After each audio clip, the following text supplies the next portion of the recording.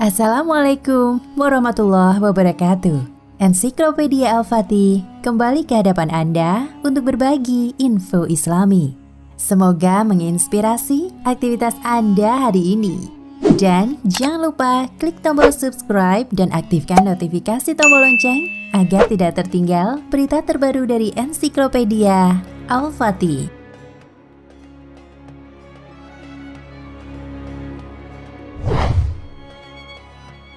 Rasulullah memiliki banyak istri yang memiliki sejarahnya masing-masing. Istri-istri Nabi juga turut berperan di setiap perjalanan dakwah Nabi dalam mengajarkan ajaran Islam. Karena itu, istri-istri Nabi merupakan perempuan hebat yang patut diteladani oleh generasi sekarang. Salah satu istri Nabi yang patut diteladani adalah Maryah Al-Qibtiyah. Dalam banyak literatur, adalah perempuan yang menyerahkan hidupnya kepada Allah terutama setelah Rasulullah wafat. Ia banyak menyendiri dan selalu beribadah kepada Allah. Siapa sebenarnya Maryah Al-Qibtiyah? Dia adalah budak yang dinikahi oleh Nabi Muhammad SAW. Dia satu-satunya istri Rasulullah yang berasal dari Mesir. Kedatangannya dari Mesir ke Madinah merupakan hadiah dari penguasa Mesir, Muqawqis. Saat itu Rasulullah mengirim surat melalui Hatib bin Balta'ah menyerukan Raja Mesir tersebut untuk memeluk Islam. Raja Muqawqis menerima kedatangan Hatib dengan baik, namun dia menolak ajakan Rasulullah memeluk Islam. Ketika Hatib kembali ke Yathrib, Muqawqis memberi banyak hadiah untuk Rasulullah. Ada keledai dan kuda putih, pakaian pilihan, serta kerajinan dari Mesir. Dia juga menyertakan 3 hamba sahaya, yakni Maryah dan saudara perempuannya Sirin, serta Maburi. Di tengah perjalanan, ketiga hamba sahaya itu terlihat sangat sedih. Mereka seakan tidak rela meninggalkan kampung halamannya, Mesir. Hatib menghibur dengan menceritakan tentang Rasulullah dan keindahan agama Allah, Islam. Lalu dia mengajak Maryah, Sirin, dan Maburi memeluk Islam. Ketiga budak asal Mesir itu pun menerima dengan ikhlas memeluk Islam. Di Madinah, Rasulullah telah mendengar kabar tentang penolakan dari Muqawqis. Namun beliau tidak menduga mendapat kiriman 3 budak. Nabi mengambil Maryah sebagai budaknya dan menyerahkan Sirin kepada penyairnya Hasan bin Sabit. Sedangkan Maburi diberikan kepada Abu Huzaifah Al-Adawi. Diriwayatkan dia dari kalangan Koptik yang memiliki kulit putih, cantik dan ramah. Menurut Imam Al-Balaziri, sebenarnya ibunda dari Maryah adalah keturunan bangsa Romawi. Maryah mewarisi kecantikan ibunya sehingga memiliki kulit yang putih, berparas cantik, berpengetahuan luas, dan berambut ikal. Masa kecil dan remajanya dihabiskan di Mesir sehingga sedikit sekali mengetahui riwayat Maryah. Hanya diketahui nama lengkapnya, Maryah binti Syama'un, lahir di Hafen, wilayah yang berada di dataran tinggi Mesir. Ayahnya berasal dari suku Qibti, sedangkan ibunya penganut agama Masehi Romawi. Setelah dewasa, Maryah bersama saudara perempuannya, Sirin, dipekerjakan di istana Raja Muqawqis. Rasulullah membebaskan lalu menikahi Maryah Al-Qibtiyah. Walaupun bekas budaknya, Nabi Muhammad SAW tidak membedakan Maryah dengan istri-istrinya yang lain. Dia menempatkan Maryah di rumah Haritsah bin Nu'man yang terletak di sebelah masjid. Maryah pun menjadi ibu dari orang-orang beriman, Ummul Mukminin. Setahun di Madinah, Allah menghendaki perempuan yang sopan dan ramah ini hamil. Rasulullah SAW sangat bahagia mendengar kehamilan Maryah. Terlebih setelah putra-putrinya yaitu Abdullah, Qasim, dan Ruqayyah meninggal dunia. Maryah adalah istri Rasulullah setelah Khadijah yang bisa memberi Rasulullah anak. Bulan Dzulhijjah tahun ke-8 Hijriah, Maryah melahirkan bayi laki-laki. Kelahiran anaknya menjadikan Maryah sebagai budak yang merdeka sepenuhnya. Kehadiran bayi dari Maryah ini mendapat sambutan gembira dari masyarakat Madinah. Pada hari ke-7, Rasulullah mengakikohkan anak laki-lakinya dengan menyembelih 2 ekor domba besar. Lalu mencukur rambut dan bersedekah kepada orang miskin dengan harta senilai perak sesuai dengan timbangan rambut si bayi yang telah dicukur.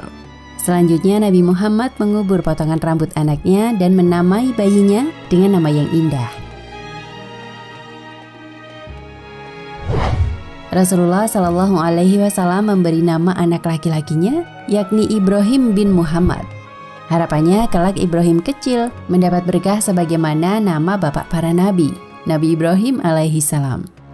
Ibrahim kecil disusui oleh seorang istri tukang pandai besi bernama Abu Saif yang tinggal di perbukitan Madinah. Ketika berusia 19 bulan, Ibrahim sakit. Kondisi ini membuat Rasulullah Shallallahu Alaihi Wasallam dan Maria sedih. Maria ditemani saudara perempuannya Sirin menunggu Ibrahim yang kondisinya semakin parah. Nabi Muhammad Shallallahu Alaihi Wasallam bersabda, "Kami tidak dapat menolongmu dari kehendak Allah, wahai Ibrahim." Tanpa disadari, Rasulullah yang ditemani Abdurrahman bin Auf menangis bercucuran air mata. Rasulullah Shallallahu Alaihi Wasallam kembali bersabda, "Wahai Ibrahim, seandainya ini bukan perintah yang hak, janji yang benar, dan masa akhir kita yang menyusuli masa awal kita, niscaya kami akan merasa sedih atas kematianmu lebih dari ini. Kami semua merasa sedih, wahai Ibrahim. Mata kami menangis, hati kami bersedih, dan kami tidak akan mengucapkan sesuatu yang menyebabkan murka Allah." Begitulah ungkapan kesedihan Rasulullah Shallallahu Alaihi Wasallam saat menghadapi kepergian putra yang dicintainya. Walaupun perasaannya sangat sedih, beliau tidak meratapi, apalagi berteriak mengucapkan kata-kata yang berlebihan. Menangis adalah bukti kasih sayang, sedangkan teriakan itu dari setan. Hal ini sebagai contoh bagi umatnya ketika menghadapi musibah, walaupun demikian berat tidak berlebihan. Rasulullah mengurus sendiri jenazah Ibrahim dan mensolati dengan takbir 4 kali. Ibrahim dimakamkan di Baqi bertepatan dengan terjadinya gerhana matahari. Orang lalu menghubungkan kematian Ibrahim dengan gerhana. Namun Rasulullah meluruskan, gerhana bulan dan matahari tidak terjadi karena kematian atau hidupnya seseorang.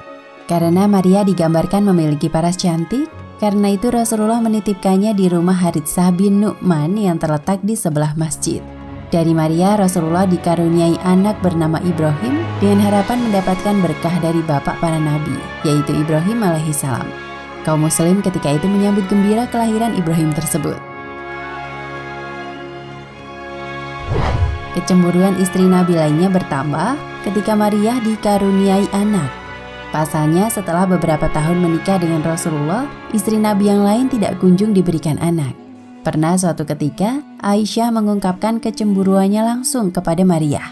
"Aku tidak pernah cemburu kepada wanita kecuali kepada Maria, karena dia berparas cantik dan Rasulullah sangat tertarik kepadanya." Ketika pertama kali datang, Rasulullah menitipkannya di rumah Haritsah bin Nu'man al-Ansori, lalu dia menjadi tetangga kami. Akan tetapi beliau seringkali di sana siang dan malam. Aku merasa sedih. Oleh karena itu Rasulullah memindahkannya ke kamar atas. Tetapi beliau tetap mendatangi tempat itu. Sungguh itu lebih menyakitkan bagi kami, kata Aisyah. Dalam riwayat lainnya disebutkan tentang kecemburuan Aisyah atas dikaruniakannya Maria seorang anak. Aisyah berkata, "Allah memberinya anak, sementara kami tidak dikaruniai anak seorang pun." Setelah Rasulullah Shallallahu Alaihi Wasallam wafat, Maria hidup menyendiri. Setelah kematian anaknya Ibrahim dan Rasulullah, beliau menghabiskan hidupnya dengan beribadah. Maria wafat 5 tahun setelah wafatnya Rasulullah Shallallahu Alaihi Wasallam, yaitu bulan Muharram tahun ke-46 Hijriah. Saat itu masa kekhalifahan Umar bin Khattab. Khalifah Umar mensolati jenazah istri Rasulullah, kemudian jenazah tersebut dimakamkan di Baqi. Wallahu a'lam bishawab. Nah, pemirsa Ensiklopedia Al-Fatih, sampai di sini perjumpaan kita kali ini. Semoga menginspirasi.